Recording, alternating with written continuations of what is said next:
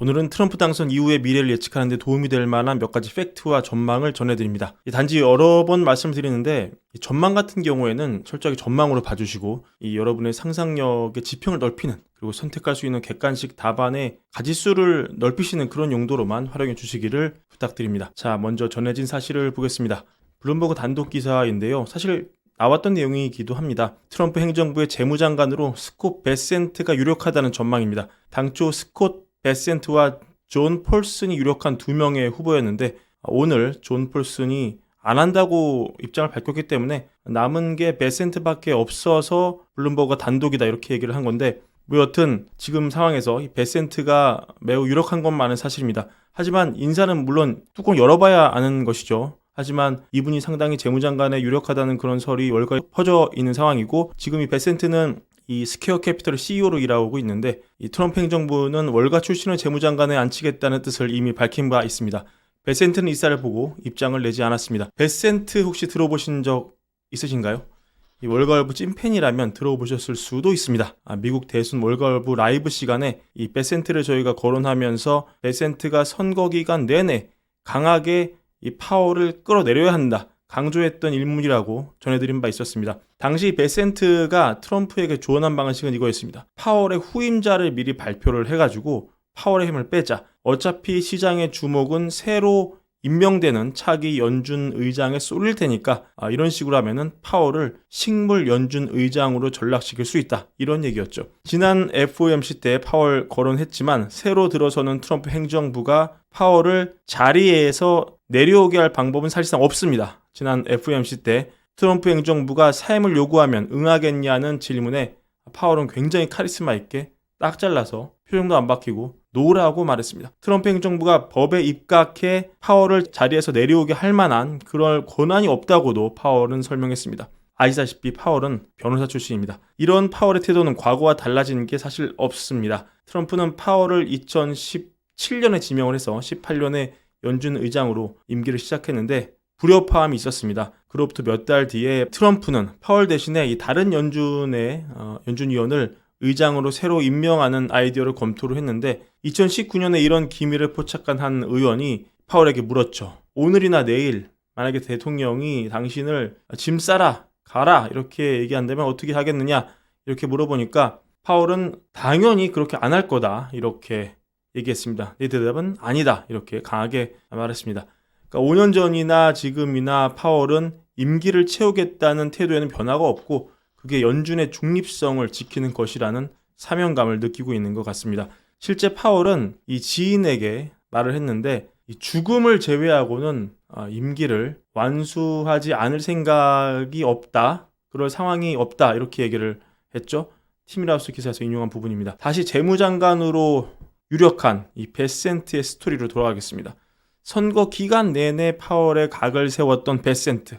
지난주에 입장이 좀 바뀌었습니다. 어떻게 말했습니까? 내가 그 얘기 한 이후에 이 많은 비판이 있었다. 나는 그 비판을 수용을 했고 더 이상 그게 가능한 시나리오라고 보지 않는다. 이렇게 얘기를 했죠. 그러니까 더 이상 파월을 그림자 의장, 허수아비로 만든다는 과거의 입장을 되풀이하지 않겠다. 그 아이디어는 폐기 처분했다. 이렇게 갑자기 입장을 바꿔버립니다. 그리고 제가 지난 영상에서 설명을 드렸지만 파월이 FOMC 때 뭐라고 했습니까? 장기물 금리의 상승이 경제에 부담을 준다고 과거에 말씀하셨는데 지금 장기물 금리가 오르고 있는데 지금은 어떻게 생각하십니까? 이렇게 질문이 나왔죠. 이것도 티미라우스였습니다. 거기에 대해서 파월은 장기물 금리의 상승은 지금 인플레에 대한 공포보다 성장에 대한 기대가 반영된 것이기 때문에 괜찮다고 생각을 한다. 이렇게 또 파월도 입장을 바꿨습니다. 장기물 금리 상승이 쉽게 말해 그렇게 나쁘지 않은 것이다. 이렇게 입장을 좀 바꿨거든요. 그것도 트럼프 당선이 확정된 직후였습니다. 자, 지금 트럼프 행정부가 들어서고 차기 재무장관 그리고 트럼프가 맞닥뜨려야 할 상황을 한번 보겠습니다. 최근 몇 년간 이 가파르게 늘어난 미국 부채가 보이시죠? 이 코로나를 거치면서 한번 레벨업된 이 미국 부채는 사실 최근 들어서도 그렇게 기울기가 별로 완만해지지 않았습니다. 4년 전에 한 27조 달러 정도였던 미국 부채는 지금 35조를 향해 가고 있습니다. 8조 달러가 늘었습니다. 말이 8조 달러지 한국 돈으로 환산하면은 일경 1200조 원 정도 됩니다. 그러니까 9,999조가 넘어요. 천문학적인 액수죠. 지금 게다가 트럼프의 감세 정책 등으로 예상되는 추가 적자가 또 수조 달러에 달할 것으로 추정이 되거든요.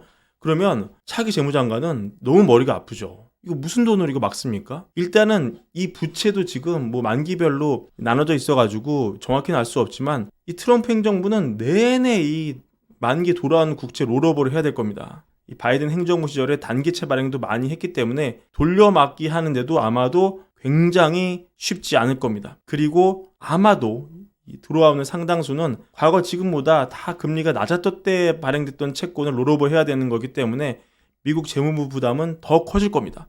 너무 고금리로 돌려막기 하면은 미국 정부 이자가 너무 정말 눈덩이처럼 불어나겠죠. 지금도 너무 많은데.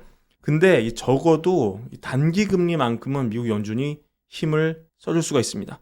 단기 금리는 미국 연준의 기준금리에 좌지우지되기 때문이죠. 그러면은 트럼프 입장에서 파월을 자르지 못한다면, 그럴 권리가 없다면, 게다가 파월도 물러날 생각이 없다면 적어도 내 편으로 만들어야 됩니다. 파월이 중립금리보다 지금 금리가 더 높다, 기대 인플레가 잘 고정되어 있다, 지금 통화정책 충분히 제약적이다, 이런 논리로 기준금리를 더 내려줘야 단기 금리도 내려가고, 그래야 미국 정부 부담이 훨씬 덜해집니다. 그리고 지금 이미 이 장단기 금리 일드 커브가 2년물 기준으로는 꽤 정상화가 됐기 때문에 여기서 이게 더 내려가 줘야지 이것도 조금이나마 어떻게 내려갈 룸이 좀 생기죠. 여기서 이게 단기 금리가 버텨주거나 올라가 버린다면은 얘는 더 올라갈 수밖에 없게 됩니다. 공간 자체가 없어져 버리게 되는 겁니다. 또 트럼프 행정부의 적자 재정과 세금 감면으로 또 장기물 금리가 오르더라도 연준에서 이게 인플레 때문이 아니라 성장에 대한 기대감에서 비롯된 것이다, 이렇게 커버를 쳐줘야만 시장 기대 인플레가 오르는 걸 방지할 수 있습니다.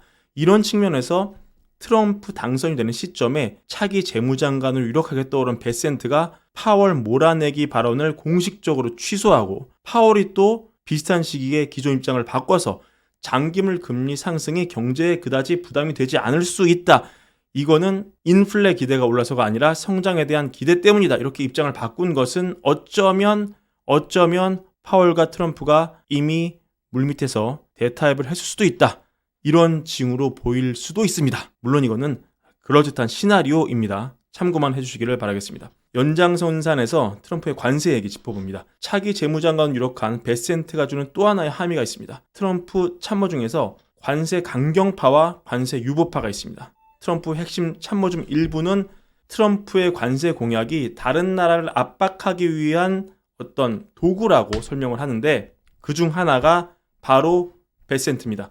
베센트의 발언 보시면 최근 FT와 인터뷰에서 트럼프 관세 공약을 극단적인 위협으로 규정을 하면서 협상 과정에서 바뀔 수 있다, 이렇게 얘기를 합니다.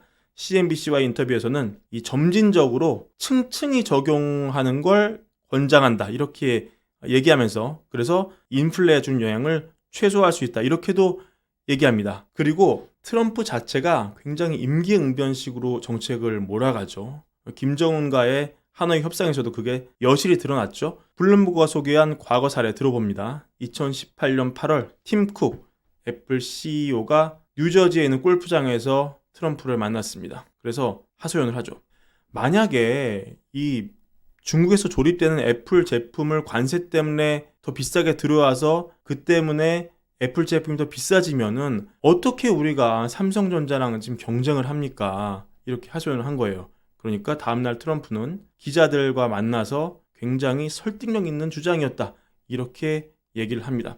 또 지금 트럼프 단짝인 머스크의 테슬라는 중국에 메가팩 배터리 공장 짓고 있고 중국 시장을 야심차게 확대해 가고 있습니다. 공산당 지도부 로비를 해가지고 중국 시장을 뚫는데 엄청난 노력을 했죠. 머스크가 중국과 트럼프 간 가교 역할을 할 가능성도 충분히 있어 보입니다. 무엇보다 트럼프 입장에서 인플레는 피해야 할 기피 목록 1위입니다. 왜냐하면 결국 민주당 뭐 때문에 정권 내줬습니까? 인플레 때문에 선거를 내줬거든요. 그러면 트럼프가 감세와 적자 재정으로 경기부양하면서도 결국 전 세계로 디플레를 수출하는 중국을 이용할 공산이 크다고 봐야 할 것입니다. 여기서 관세 60%를 때려버리면 미국 물가 어떻게 된다는 거 트럼프 모르지 않을 겁니다. 그래서 월가 일각에서는 트럼프가 매우 선언적인 의미로 굉장히 제한된 카테고리 영역에서 관세 60% 때리고 자기도 말한 게 있으니까 그걸로 나는 내 공약을 지켰다. 이렇게 뻥카를 날릴 가능성을 꽤 높게 보고 있습니다. 마지막으로 이 그래프 하나 보실까요? 상징적인 의미입니다.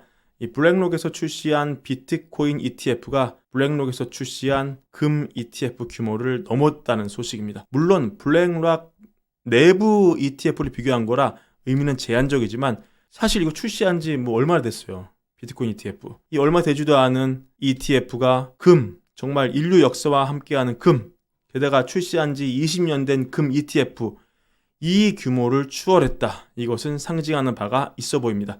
어쩌면 비트코인을 키워서 미국 부채 문제 일부를 해결하겠다는 미국 정부의 보관이 단지 허풍이 아닐 수 있다는 얘기가 나오는 이유이기도 할 것입니다. 오늘 준비한 영상 이것으로 마무리하고요. 월걸부 구독과 좋아요 많은 사랑도 함께 부탁드립니다. 감사합니다.